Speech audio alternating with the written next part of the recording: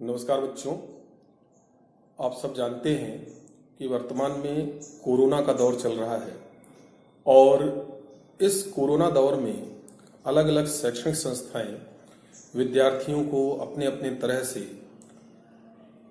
शैक्षणिक कार्यों से जोड़े रखने का प्रयास कर रही हैं। इसी दौर में एक निजी विद्यालय ने ओपन बुक आधारित त्रैमासिक परीक्षा ली। उसका प्रश्न पत्र मुझे प्राप्त हुआ। आज हम उस प्रश्न पत्र के सभी प्रश्नों के उत्तर पर विस्तार से चर्चा करेंगे। ठीक है, बहुत जल्दी जल्दी हम बात करेंगे। तो अगर आपको नोट करना है तो स्क्रीनशॉट लेकर या वीडियो को पुश करके आप प्रश्न और उनके उत्तर नोट कर लेंगे। ठीक है, इसमें कुल 31 क्वेश्चंस थे और 100 अंक का पूरा यह प्रश्न पत्र है। इसमें शुरू के 10 प्रश्न 2 अंक के हैं, फिर 10 प्रश्न 3 अंक के हैं और फिर 5 प्रश्न 4 अंक के हैं और 6 प्रश्न 5 अंक के हैं। इस तरह से कुल 100 अंकों का यह प्रश्न पत्र है। तो चलिए हम इस प्रश्न पत्र के प्रश्नों और उसके उत्तरों पर विस्तार से चर्चा करते हैं। ठीक है, देखिए प्रश्न पत्र का पहला प्रश्न था 0.045997 तथा 0.2808 का 3 सार्थक अंकों तक निकटतम मान लिखिए। तो बहुत ही आसान था। तो यहाँ पर 7 5 से बड़ी संख्या है तो उसको हटा के इसके पहले वाली संख्या में 1 जोड़ेंगे। ठीक है, तो यहाँ पर कुल इसमें 3 अंक सार्थक अंक हो जाएंगे 460। तो उत्तर हो गया 0.0460। इसी तरह से 2808 को में 3 सार्थक अंक हमें चाहिए। तो 8 चूंकि 5 से बड़ी संख्या है तो इसको हटा करके इसके पहले वाली संख्या मतलब 1 के स्थान पर हम 0 के स्थान पर 1 जोड़ देंगे। और चूंकि ये दशमलव विहीन संख्या है इसलिए जिस अंक को हटाएंगे उसका स्थानीय मान न बदलते हुए उसके स्थान पर हम 0 लिखेंगे। तो आंसर होगा 2810। इसमें भी 3 सार्थक अंक होंगे। अगला प्रश्न था जो 2 अंक का था, मोललता की परिभाषा व सूत्र लिखिए। तो बहुत आसान है। प्रति किलोग्राम विलायक में उपस्थित विलेय के मोलों की संख्या को मोललता कहते हैं। इसकी इकाई मोल प्रति किलोग्राम होती है। ठीक है, और मोललता का सूत्र बहुत सिंपल, मोलों की संख्या बता रहे हैं विलायक में, तो मोललता बराबर हो जाएगा विलेय के मोलों की संख्या बटे विलायक का किलोग्राम में द्रव्यमान। ठीक है, अगला प्रश्न था कैथोड किरणों की 2 विशेषताएं लिखिए। तो कोई भी 2 आप लिख सकते हैं, जैसे मैंने यहाँ पे लिख दी हैं। कैथोड किरणें सीधी रेखा में गमन करती हैं। कैथोड किरणें ऋण आवेशित कणों से मिलकर बनी होती हैं। फिर था हुंड का अधिकतम बहुलता का नियम लिखिए। तो बहुत ही आसान है, नियम है जैसा है वैसा ही लिख देंगे हम। तो ये नियम कहता है जब किसी उपकोष के सभी कक्षकों का अयुग्मित इलेक्ट्रॉनों द्वारा भराव नहीं हो जाता है तब तक इलेक्ट्रॉनों का युग्मन नहीं हो सकता है तथा सभी अयुग्मित इलेक्ट्रॉन समान चक्रण रखते हैं। तो जैसे देखिए नाइट्रोजन का इलेक्ट्रॉनिक विन्यास लिखा जाता है 1s2 2s2 2px1 2py1 2pz1। 3 electron है लास्ट में। तो सबसे पहले तीनों कक्षकों में 1-1 इलेक्ट्रॉन जाएंगे, है ना। उसके बाद अगर हम ऑक्सीजन का भरते हैं तो यहाँ पर 8 इलेक्ट्रॉन होते हैं। तो 1s2 2s2 पहले तीनों में 1-1 इलेक्ट्रॉन जाएंगे और फिर जो चौथा इलेक्ट्रॉन है वो पहले के साथ जोड़ा बनाएगा, इसलिए यहाँ पर होगा 2px2 2py1 2pz1। ठीक है, अगला प्रश्न था 2 अंक का, बेरिलियम की आयनन एंथैल्पी बोरॉन से अधिक होती है क्यों। तो बहुत सिंपल सा आंसर है, क्योंकि बेरिलियम की आयनन एंथैल्पी बोरॉन से अधिक होती है क्योंकि बोरॉन के अंतिम इलेक्ट्रॉन 2p कक्षक में होते हैं जिसकी ऊर्जा 2s कक्षक की ऊर्जा से कुछ अधिक होती है, मतलब ज्यादा होती है, जिसके कारण इससे इलेक्ट्रॉन का पृथक्करण करने के लिए मतलब निकालने के लिए आसान होता है ना। अर्थात p कक्षक की जो भेदन क्षमता है s कक्षक से कम होती है। यही कारण है कि बेरिलियम की आयनन एंथैल्पी बोरॉन से अधिक होती है। अगला प्रश्न था 2 अंक का, बायल का नियम लिखिए। तो बायल साहब कहते हैं कि स्थिर ताप पर किसी गैस की निश्चित मात्रा, जिसको हम स्मॉल n से ले रहे हैं, का आयतन, जिसको v से ले रहे हैं, उसके दाब p के व्युत्क्रमानुपाती होता है। तो गणितीय रूप में अगर लिखेंगे तो क्या लिखेंगे, v व्युत्क्रमानुपाती p, लेकिन यहाँ पर इस ताप और मात्रा दोनों स्थिर है, तो स्थिर ताप और मात्रा पर, ये बायल का नियम है। फिर अगला प्रश्न था 2 अंक का, श्यानता को परिभाषित कीजिए। तो बहुत सिंपल सी चीज है, द्रव के अणुओं के परस्पर आकर्षण के कारण द्रवों को ऊपर से नीचे की ओर बहने से रोकने वाला जो गुण है उसे श्यानता कहते हैं।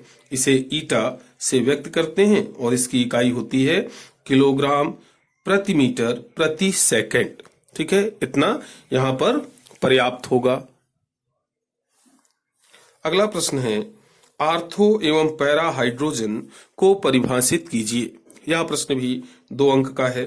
तो बहुत आसान सा आंसर है, जब हाइड्रोजन अणु के दोनों परमाणुओं के प्रोटॉन अपने अक्ष पर एक ही दिशा में घूर्णन कर रहे हों तो इसे आर्थो हाइड्रोजन, और यदि विपरीत दिशा में, अलग अलग दिशाओं में घूम रहे हों तो इसे पैरा हाइड्रोजन कहते हैं। तो यहाँ पर हम चित्र भी बना सकते हैं। देखिए, ये हाइड्रोजन का एक अणु है, दूसरा अणु है। पहले हाइड्रोजन में दोनों परमाणुओं के जो प्रोटॉन हैं वो एक ही दिशा में घूम रहे हैं, तो ये आर्थो हाइड्रोजन कहलाएगी। और दूसरे में दोनों के प्रोटॉन अलग अलग दिशाओं में घूम रहे हैं, तो यह पैरा हाइड्रोजन कहलाएगी। ठीक है। अगला था, भारी जल के 2 उपयोग लिखिए। कोई भी लिख दीजिए। यहाँ पर हमने लिखा है, नाभिकीय भट्टियों में इसका उपयोग मंदक के रूप भांति होता है। मंदक क्या करते हैं, न्यूट्रॉनों की गति को मंद कर देते हैं। और भारी जल से ड्यूटेरियम भी बनाया जाता है, तो ड्यूटेरियम बनाने में। अगला जो प्रश्न था ये भी 2 अंक का था, सम इलेक्ट्रॉनिक आयन किन्हें कहते हैं, उदाहरण दीजिए। तो बहुत ही नाम ही में समझ में आ जाता है, सम इलेक्ट्रॉनिक, है ना। तो विभिन्न तत्वों के वे आयन जिनमें इलेक्ट्रॉनों की संख्या समान होती है सम इलेक्ट्रॉनिक आयन कहलाते हैं। जैसे N3-, O2-, F-, ये सभी सम इलेक्ट्रॉनिक आयन हैं, क्योंकि सभी में 10-10 इलेक्ट्रॉन हैं। अगला प्रश्न था 3 अंक का, पर्यावरण रसायन व पर्यावरण प्रदूषण को परिभाषित कीजिए। तो ये भी बहुत आसान सा प्रश्न है। पर्यावरण रसायन क्या कहलाता है? पर्यावरण रसायन का संबंध पर्यावरण में होने वाली विभिन्न रासायनिक घटनाओं से होता है। यह उन सभी घटनाओं का विस्तृत अध्ययन प्रस्तुत करती है। और पर्यावरण प्रदूषण, पर्यावरण में होने वाला कोई भी परिवर्तन जो मनुष्य एवं उसके लिए लाभदायक, सजीव, निर्जीव कुछ भी हो, उनके लिए हानिकारक हो, मतलब हानि पहुंचाता हो, उसे पर्यावरण प्रदूषण कहते हैं। ठीक है। अगला 3 अंक का प्रश्न था, प्रमुख वायु प्रदूषकों के नाम लिखिए। ठीक है। तो हम यहाँ पर वायु प्रदूषकों को 2 भागों में बांटते हैं। तो वायुमंडल में मुख्यतः निम्नलिखित गैसीय तथा कणकीय प्रदूषक उपस्थित होते हैं। गैसीय प्रदूषक हैं सल्फर, नाइट्रोजन तथा कार्बन की ऑक्साइड तथा हाइड्रोजन सल्फाइड, हाइड्रोकार्बन, ओजोन आदि। और कणकीय प्रदूषक हैं धूल, धूम्र, कोहरा, स्प्रे मतलब फुआरा, धुआं आदि। अगला 3 अंक का प्रश्न था, हाइड्रोजन बनाने की प्रयोगशाला विधि को सचित्र समझाइए। तो देखिए, सबसे पहले हम रासायनिक समीकरण की बात करेंगे कि परिवर्तन कैसे होता है। तो ये कहता है कि प्रयोगशाला में दानेदार जिंक पर तनु सल्फ्यूरिक अम्ल की क्रिया से हाइड्रोजन गैस बनाई जाती है। तो दानेदार जिंक Zn तनु H2SO4 से क्रिया करेगा, क्या बनेगा, ZnSO4 के साथ हाइड्रोजन गैस। अब ये उपकरण का नामांकित चित्र है जो हाइड्रोजन गैस को बनाने के लिए उपयोग होता है। ठीक है। इसमें एक 2 मुंह वाली बोतल है, इसके एक सिरे पर कीप लगी हुई है, और इसमें दानेदार जिंक भरा हुआ है तनु H2SO4 के साथ। दूसरी तरफ जल के अध्या विस्थापन विधि से गैस जार जुड़ा हुआ है। फिर जैसा है वैसा ही विधि लिख दीजिए जो आपको चित्र में दिख रहा है। 2 मुंह वाली बोतल में दानेदार जिंक लेकर उसे उपकरण में चित्रानुसार व्यवस्थित करने के बाद कीप द्वारा तनु H2SO4 डालते हैं, जिससे हाइड्रोजन गैस बनती है जो जल विस्थापन द्वारा गैस जार में एकत्रित हो जाती है, पर्याप्त है। अगला प्रश्न था 3 अंक का, H2O2 की संरचना बनाकर समझाइए। तो सबसे पहले हम H2O2 की संरचना यहाँ पर बना लेते हैं। यह है H2O2 की संरचना जो लगभग खुले किताब जैसी दिखती है। यहाँ बंध कोण और बंध लंबाइयां याद रखना है। OH बंध लंबाई 0.96 एंगस्ट्रॉम, HOO बंध कोण 97 डिग्री है ना, और OO बंध लंबाई 1.49 एंगस्ट्रॉम और दोनों पृष्ठों के बीच का कोण 94 डिग्री। ठीक है, बस यही समझाना है। तो H2O2 की संरचना को अच्छी तरह से समझने के लिए उसके अणु को O सिंगल बॉन्ड O बंध के सहारे 94 डिग्री के कोण पर खुली किताब की रीढ़ पर पड़ा हुआ समझना चाहिए। तो ये देखिए 94 डिग्री के कोण पर ये किताब खुली हुई है और इसकी रीढ़ पर दोनों ऑक्सीजन परमाणु हैं। हाइड्रोजन परमाणुओं को प्रत्येक कवर के ऊपर समझना चाहिए। दोनों हाइड्रोजन परमाणु में से एक कवर पर और दूसरा दूसरे कवर पर, जिससे प्रत्येक HO बंध O सिंगल बॉन्ड O बंध के साथ लगभग 97 डिग्री का कोण बनाता हो। तो यहाँ पे देखिए 97 डिग्री के कोण बनते हैं। O सिंगल बॉन्ड O आबंध की दूरी 1.49 एंगस्ट्रॉम तथा प्रत्येक O सिंगल बॉन्ड H आबंध की लंबाई 0.96 एंगस्ट्रॉम होती है, पर्याप्त है। चलिए अगला प्रश्न था, अग्नि चकास को समझाइए। ये भी 3 अंक का प्रश्न था। तो बहुत ही सिंपल सा आंसर है, कांच की तीक्ष्ण किनारों को गर्म करके चिकना बनाने की क्रिया अग्नि चकास कहलाती है। यह पृष्ठ तनाव पर आधारित घटना है। कांच को गर्म करने पर ये द्रवावस्था में आ जाता है और द्रव में न्यूनतम पृष्ठ क्षेत्रफल मतलब कम से कम क्षेत्रफल घेरने की प्रवृत्ति होती है, जिससे जो सतह के कण हैं वो भीतर की ओर आकर्षित होने लगते हैं, खिंचने लगते हैं और कांच के जो तीक्ष्ण किनारे हैं वो चिकना हो जाते हैं। यही प्रक्रिया कहलाती है अग्नि चकास। अगला प्रश्न 16वां, यह भी 3 अंक का प्रश्न था। बहुत सिंपल सी बात कही थी, परम शून्यताप किसे और क्यों कहते हैं। तो देखिए इसका उत्तर हम कम से कम शब्दों में कैसे अच्छा लिख सकते हैं। तो चार्ल्स ने अपने संबंध में बताया था कि VT बराबर V0 1 plus minus T upon 273। यहाँ पर VT क्या है, T डिग्री सेल्सियस पर गैस का आयतन है, V0 0 डिग्री सेल्सियस पर गैस का आयतन है, T डिग्री सेल्सियस में ताप है और यहां पर अगर ताप बढ़ा रहे हैं तो प्लस और घटा रहे हैं तो माइनस चिन्ह लगेंगे। अब अगर हम इस समीकरण को -273 डिग्री सेल्सियस पर हल करें तो क्या होगा। -273 डिग्री सेल्सियस पर हल करेंगे तो चूंकि ताप का माइनस में है इसलिए यहां पर प्लस की जगह माइनस उपयोग होगा। तो आयतन -273 डिग्री सेल्सियस पर बराबर आयतन 0 डिग्री सेल्सियस पर 1 - 273 बटे 273 क्या होगा। 273 से 273 कैंसिल होगा तो 1 1 - 1 0 and 0 into V0 equal to 0। तो यहाँ क्या दिख रहा है हमें कि -273 डिग्री सेल्सियस ताप पर गैस का आयतन 0 हो जाएगा। अतः -273 डिग्री सेल्सियस ताप को परम शून्य ताप कहते हैं। ठीक है, बहुत है। अगला प्रश्न था, परमाणु क्रमांक 120 वाले तत्व का IUPAC नाम लिखकर आवर्त सारणी में स्थिति समझाइए। तो देखिए परमाणु क्रमांक क्या है 120। 1 दैट मीन अन के लिए U, 2 दैट मीन बाई के लिए B और 0 दैट मीन नील के लिए स्मॉल n।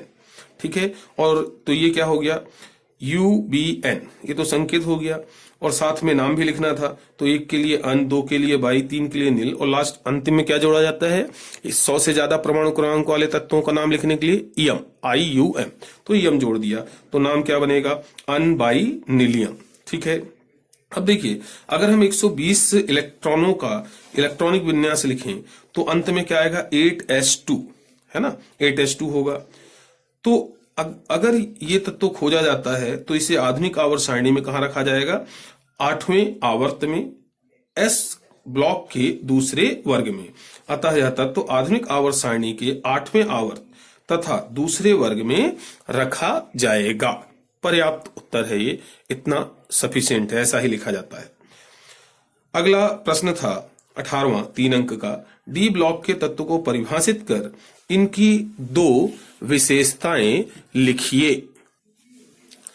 तो बहुत सिंपल है, वे तत्व जिनके अंतिम इलेक्ट्रॉन डी उपकोष में उपस्थित होते हैं उन्हें डी ब्लॉक के तत्व कहते हैं।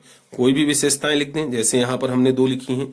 डी ब्लॉक के तत्वों का सामान्य इलेक्ट्रॉनिक विन्यास n-1d 1 to 10 ns 1 to 2 होता है और ये परिवर्ती संयोजकता दर्शाते हैं। ठीक है, अगला 19वां प्रश्न 3 अंक का था।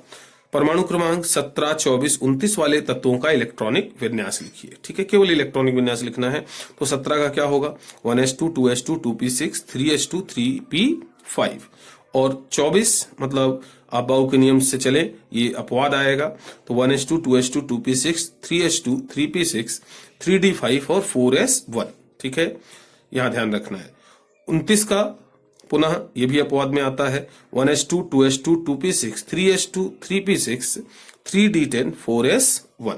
ठीक है, अगला जो प्रश्न था वो क्या था कि ये अगला प्रश्न भी 3 अंक का है, बहुत आसान है। 500 एवं 6.0012 में सार्थक अंकों की संख्या बताइए। तो देखिए 500 में केवल एक सार्थक अंक होगा क्योंकि ये दशमलव विहीन संख्या है, और 6.0012 में कुल सभी अंक सार्थक होंगे, मतलब 5 सार्थक अंक होगा। बस इतना ही लिखना था। अगला था 21वां प्रश्न जो कि 4 अंक का था। 0.0048 234 000 8008 व 500.0 को वैज्ञानिक संकेतन में व्यक्त कीजिए। तो देखिए बहुत आसान था, यहां पर दशमलव को हम पहली संख्या 0.0048 में दशमलव को 3 अंक दाहिनी ओर ले जाएंगे, तो इसे लिखेंगे 4.8 × 10 की घात -3। ये वैज्ञानिक संकेतन हो गया।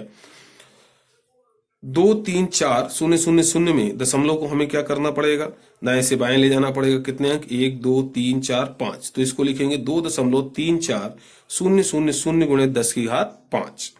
और 8008 इसमें दशमलव को हमें क्या करना, बाईं ओर ही ले जाना है, तो 3 अंक बाईं ओर ले जाएंगे, तो लिखेंगे 8.008 × 10 की घात 3। और इसी तरह से 500.0 में दशमलव को पुनः हम बाईं ओर ले जाएंगे, तो क्या लिखेंगे 5.000 × 10⁻²। ठीक है, अगला 4 अंक का प्रश्न था, औसत परमाणु द्रव्यमान को साउदाहरण समझाइए। ठीक है, तो देखिए बहुत आसान है, एक ही तत्व के बहुत से समस्थानिक होते हैं, तो तत्व के सभी समस्थानिकों के परमाणु द्रव्यमानों का औसत कहलाता है औसत परमाणु द्रव्यमान। ठीक है, इसमें हम उदाहरण लेते हैं। क्लोरीन के 2 समस्थानिक है, 17Cl35 व 17Cl37। हमारी प्रकृति में इनका अनुपात है 17:5। ठीक है, तो हम इसके औसत परमाणु द्रव्यमान की गणना कैसे करेंगे। 17Cl35 का कुल द्रव्यमान क्या होगा, 35 × 17, और 17Cl37 का टोटल द्रव्यमान क्या होगा, 37 × 5, और कुल संख्या हो गई 17-5, 17 + 5। इसको हल करेंगे तो गुणा किया तो क्या आएगा, 595, यहाँ 37 × 5 185, 17 + 5 22। ठीक है, अब टोटल आएगा 780/22 और इसे हल करेंगे तो यहाँ पर उत्तर होगा 35.45। ठीक है, तो ये औसत परमाणु द्रव्यमान होगा। बहुत सफिशिएंट उत्तर है। अब आगे बढ़ते हैं, अगला 23वां प्रश्न। यह प्रश्न भी 4 अंक का था। प्रश्न बहुत आसान था, जल प्रदूषण क्या है, इसके रोकथाम के उपाय लिखिए। ठीक है, तो हम जानते ही हैं जल स्रोतों के जल के प्राकृतिक स्वरूप में होने वाला कोई भी अवांछनीय परिवर्तन, कोई भी जल स्रोत है उसका जो प्राकृतिक स्वरूप है, अगर उसमें कोई भी अवांछनीय मतलब जिसकी आवश्यकता ना हो वो परिवर्तन होता है तो उसे हम जल प्रदूषण कहते हैं। ठीक है, अब जल प्रदूषण के रोकथाम के उपाय, तो मुख्यतः पहला उपाय है अपशिष्ट जल का उपचार। तो कल कारखानों के अपशिष्ट जल को नदी या अन्य जल स्रोतों में भेजने से पहले उसका उपचार कर देना चाहिए। उपचार के बाद जल में प्रदूषकों की मात्रा नगण्य रह जाती है। अगला उपचार क्या होना चाहिए, पुनः चक्रण। तो जल में जो पुनः चक्रण योग्य ठोस अपशिष्ट होते हैं उन्हें अलग कर उनका पुनः चक्रण किया जाना चाहिए। एक और उपाय किया जा सकता है जैव नियंत्रण। तो झील, तालाब आदि के जल को शुद्ध करने के लिए शैवालों का प्रयोग किया जाना चाहिए। ठीक है, तो ये नियंत्रण के उपाय हो गए। अगला प्रश्न था कठोर तथा मृदु जल को समझाइए। बहुत आसान सा उत्तर है वह जल जिसमें कैल्शियम और मैग्नीशियम के घुलनशील बाइकार्बोनेट, क्लोराइड एवं सल्फेट के लवण घुले होते हैं, कठोर जल कहलाता है। और ये जो जल है वो साबुन के साथ आसानी से झाग नहीं देता। और मृदु जल की बात करें तो जिसमें ये लवण ना घुले हो, मतलब वह जल जिसमें कैल्शियम और मैग्नीशियम के घुलनशील लवण जैसे बाइकार्बोनेट, क्लोराइड व सल्फेट घुले नहीं होते हैं, मृदु जल कहलाता है। और ये साबुन के साथ आसानी से झाग देता है। ठीक है, अगला प्रश्न था 4 अंक का सह संयोजक एवं वांडरवाल त्रिज्या को परिभाषित कीजिए। तो बहुत आसान है, सह संयोजक त्रिज्या क्या होती है? कोई किसी भी द्विपरमाणु अणु के परमाणुओं के नाभिकों के बीच की दूरी का आधा कहा जाता है सहसंयोजक त्रिज्या। जैसे ये एक द्विपरमाणु अणु है, इसमें ये 2 परमाणु हैं, तो इनके नाभिक हैं x और y, इनकी दूरी क्या हो गई? टोटल होगी xy, आधा क्या हो जाएगा? xy/2। तो ये xy/2 यहाँ पर कहलाएगी सहसंयोजक त्रिज्या। वांडरवाल त्रिज्या ठोस अवस्था में 2 पास स्थित अणुओं के 2 पास स्थित परमाणुओं के नाभिकों के बीच की दूरी का आधा वांडरवाल त्रिज्या कहलाती है। तो यहां देखिए ये ठोस अवस्था के 2 पास स्थित अणु हैं और यहाँ पर इनके परमाणु है x dash y y dash. तो इनके पास स्थित परमाणु कौन से हैं? x और y। तो दोनों के पास स्थित परमाणुओं के नाभिकों के बीच की दूरी क्या हो गई? x y, और इसका आधा क्या होगा? xy/2। तो यहाँ पर xy/2 वांडरवाल त्रिज्या कहलाएगी। ठीक है, चलिए अगला प्रश्न था अबाउ के नियम को विस्तार से समझाइए। ये 5 अंक का प्रश्न था। ठीक है, तो बहुत ही आसान है बेटा। अबाउ क्या है? जर्मन भाषा का शब्द है जिसका अर्थ होता है क्रमिक रचना। इस नियम के अनुसार परमाणु के उपकक्षों में इलेक्ट्रॉन हमेशा कम ऊर्जा वाले उपकक्षों में पहले भरते हैं और उसके बाद अधिक ऊर्जा वाले उपकक्षों में भरे जाते हैं, मतलब कम से अधिक की ओर। इस नियम को N+L नियम भी कहते हैं। इसके अंतर्गत 2 बिंदु आते हैं। पहला, जिस उपकक्ष के लिए N+L, N मतलब मुख्य क्वांटम संख्या, L मतलब द्विगंशी क्वांटम संख्या का मान कम होता है उसकी ऊर्जा भी कम होती है और उसी उपकक्ष को इलेक्ट्रॉन पहले भरते हैं। और दूसरा पॉइंट कहता है कि यदि 2 उपकक्षों के लिए N+L का मान समान होने पर इलेक्ट्रॉन उस उपकक्ष को पहले भरेंगे जिसके लिए स्मॉल n मतलब मुख्य क्वांटम संख्या का मान कम होगा। ठीक है, क्योंकि उसकी ऊर्जा भी कम होगी। अब अगर इन दोनों बिंदुओं को ध्यान में रखते हुए विभिन्न उपकोषों को ऊर्जा वृद्धि क्रम में जमाएं तो ये होगा 1s 2s 2p 3s 3p 4s 3d 4p 5s 5d 4p 6s और 4f। और इसे हम संक्षेप में याद रखने के लिए ये चित्र भी बनाया जाता है 1s 2s 2p 3s 3p 4s 3d 4p 5s 4d 5p 6s 4f और फिर 5d। तो ये क्या है? अबाउ के नियम का सरल प्रदर्शन। बहुत पर्याप्त उत्तर है, इतना व्यवस्थित रूप से लिखें, आपको पूर्ण 5 अंक मिल जाएंगे। अगला प्रश्न था 27वां 5 अंक का। एक यौगिक में कार्बन 61%, हाइड्रोजन 11.88% तथा ऑक्सीजन 27.12% है। इसका वाष्प घनत्व 59 है। यौगिक के आणविक सूत्र की गणना कीजिए। ठीक है, तो चलिए सूत्र की गणना करते हैं। मूलानुपाती सूत्र की गणना के लिए ये सरल सी सारणी का हम अनुसरण करते हैं। बहुत सिंपल, पहले खंड में सभी तत्वों को लिख लेते हैं, दूसरे खंड में उनकी प्रतिशत मात्राएं और तीसरे खंड में परमाणु द्रव्यमान। फिर चौथे खंड में उनकी आपेक्षिक संख्याएं गणना करके लिखते हैं और इसके लिए प्रतिशत द्रव्यमान को परमाणु द्रव्यमान से भाग देते हैं। तो कार्बन का कितना आ गया? 5.08, हाइड्रोजन 11.88 और ऑक्सीजन 1.70। फिर इसके बाद सरलतम अनुपात निकालते हैं, अगले खंड में लिखते हैं। उसके लिए सभी आपेक्षिक संख्याओं में से जो सबसे छोटी आपेक्षिक संख्या होती है उससे पुनः सभी आपेक्षिक संख्याओं को भाग देते हैं। तो यहाँ सबसे छोटी आपेक्षिक संख्या क्या है? 1.70, तो सभी को भाग देते हैं। तो कार्बन के लिए आया सरलतम उत्पाद 2.99, हाइड्रोजन के लिए 6.99 और ऑक्सीजन के लिए 1। और अंतिम में हम सरलतम पूर्णांक अनुपात लिखते हैं। तो 2.99 को निश्चित करके हम 3, 6.99 को 7 और 1 को 1 ही लिखेंगे। इस तरह से अब इन अंकों को तत्वों के संकेतों के साथ लिख दीजिए, मूलानुपाती सूत्र बन जाएगा। तो यौगिक का मूलानुपाती सूत्र होगा C3H7O। आणविक सूत्र की गणना इसके बाद करते हैं। तो उस आणविक सूत्र और मूलानुपाती सूत्र में सिंपल सा संबंध होता है।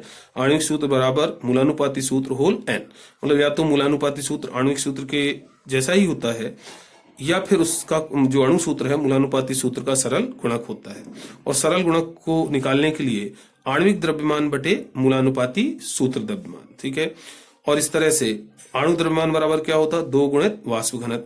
और मूलानुपाती सूत्र के द्रव्यमान के लिए क्या करेंगे, मूलानुपाती सूत्र में जितने भी परमाणु हैं उन सभी के परमाणु द्रव्यमानों को जोड़ेंगे। तो कार्बन के 3 है इसलिए 12 गुणित 3, हाइड्रोजन के साथ है इसलिए 1 गुणित 7, क्योंकि हाइड्रोजन का परमाणु द्रव्यमान 1 होता है। और ऑक्सीजन का एक ही परमाणु है तो 16 गुणित 1, ऑक्सीजन का परमाणु द्रव्यमान 16 होता है।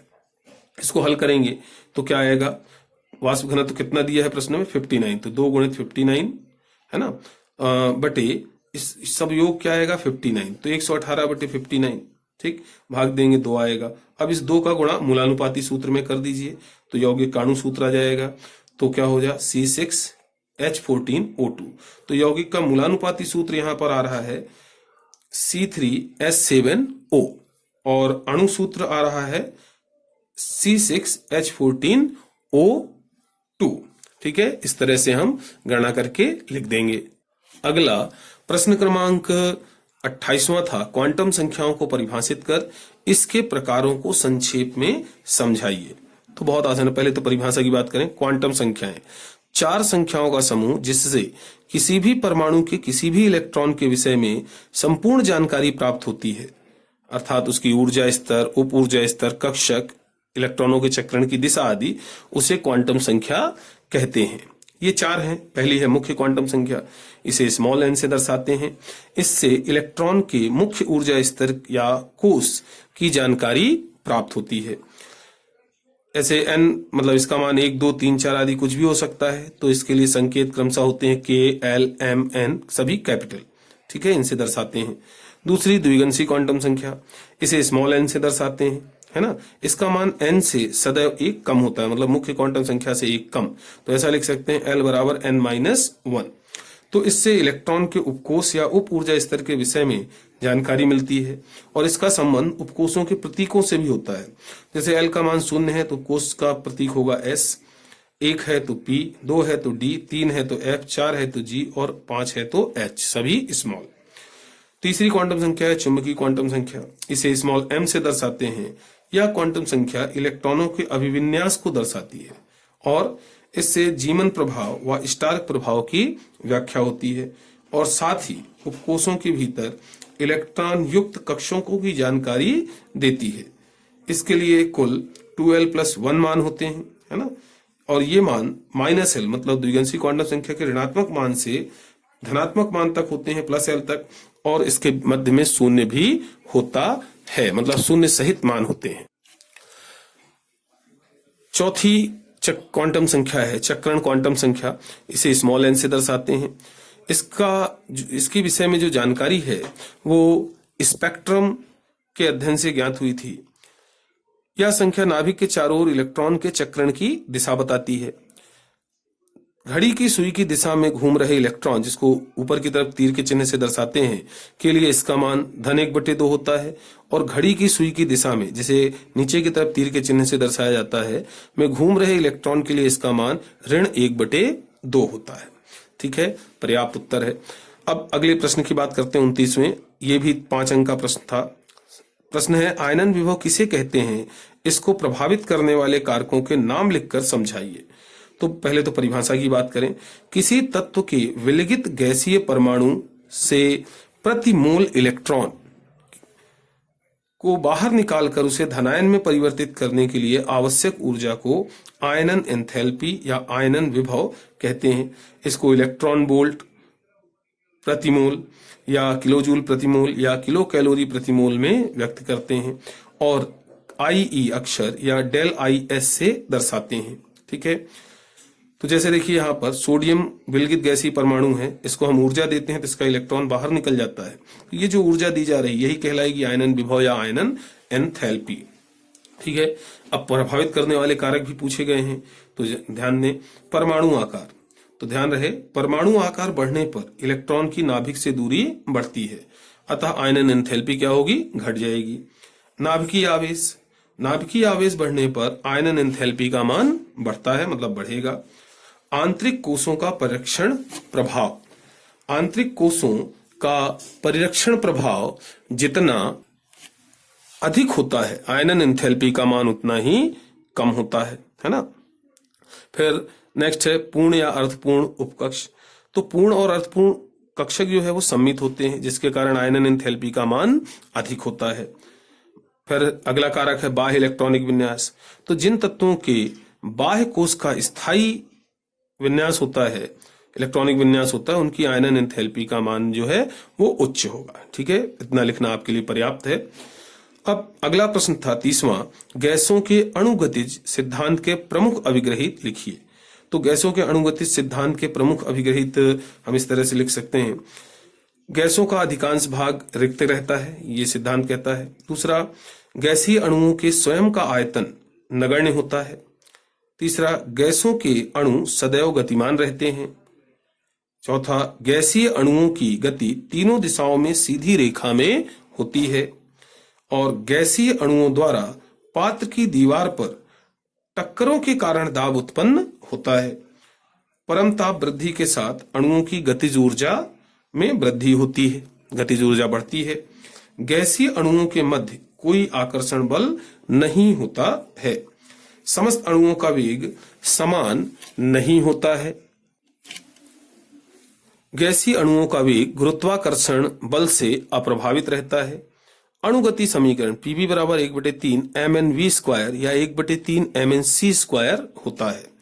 P बराबर दाब, V बराबर आयतन, m एक अणु का द्रव्यमान है, n अणुओं की संख्या है और न्यू या c वर्ग माध्य मूल वेग है। ठीक है, तो ये है गैसों का अणुगतिज सिद्धांत।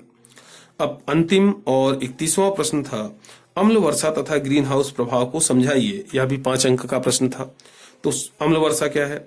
अम्ल वर्षा वह वर्षा जल है जिसमें H2SO4, HNO3 तथा अल्प मात्रा में HCl मिले रहते हैं, जो वायु में उपस्थित CO2, SO2, NO2 आदि प्रदूषकों से बनते हैं। अम्ल वर्षा जल का pH मान 4 से 5 होता है। अम्ल वर्षा का दुष्प्रभाव सजीवों और निर्जीवों दोनों पर पड़ता है। यह स्मारकों मतलब भवनों आदि को हानि पहुंचाती है ना। और क्लोरोफिल के अभाव में इस अम्ल वर्षा के कारण पेड़ पौधों की जो पत्तियां हैं वो पीली पड़ जाती हैं। तो ये अम्ल हमारे वातावरण में कैसे बनते हैं, समीकरण भी लिख दीजिए। CO2 H2O से क्रिया करके मतलब जलवाष्प से क्रिया करके H2 CO3 बनाती है। NO ओजोन से क्रिया करके NO2 और ऑक्सीजन देती है। NO2 ओजोन से क्रिया करके NO3 और ऑक्सीजन देती है। फिर NO2 और NO3 की परस्पर क्रिया से नाइट्रोजन पेंटाऑक्साइड N2O5 बन जाता है और N2O5 नाइट्रोजन पेंटाऑक्साइड जल से क्रिया करके नाइट्रिक अम्ल HNO3 का निर्माण करता है।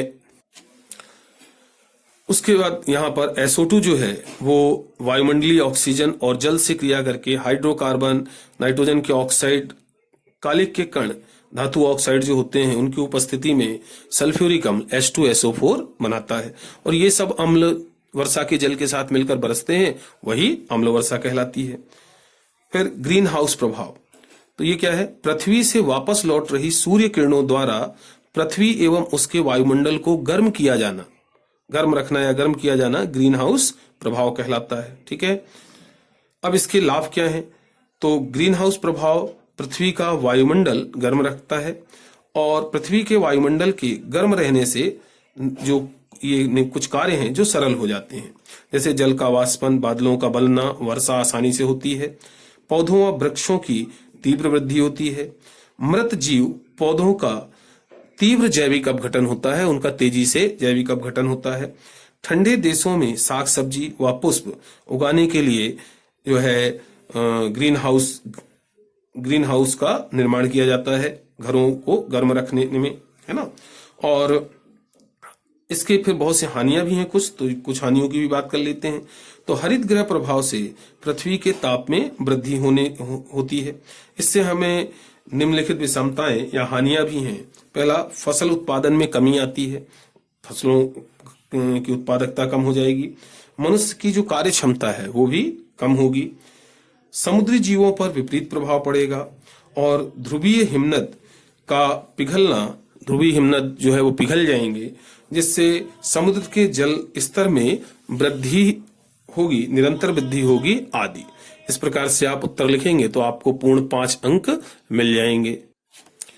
चलिए, तो यहाँ पर हमने अपने इस वीडियो में एक निजी स्कूल के कोरोना दौर में लिए गए त्रैमासिक परीक्षा जो कि ओपन बुक आधारित थी, उसके प्रश्न पत्र के उत्तरों की चर्चा की। ठीक है, बहुत जल्दी बात की है। तो यदि आपको नोट करना है तो आप वीडियो को पुश करके नोट कर लीजिए या स्क्रीनशॉट ले लीजिए, या फिर जो है एक से ज्यादा बार देख करके भी आप इन प्रश्नों के उत्तरों को तैयार कर सकते हैं। और इसी तरह से अन्य प्रश्नों के उत्तर भी परीक्षा में यदि आप देते हैं तो आपको अच्छे अंक मिलेंगे। ठीक है, चलिए आज के लिए इतना ही। अब आगे हम बात करेंगे अपनी अगली वीडियो में। ओके।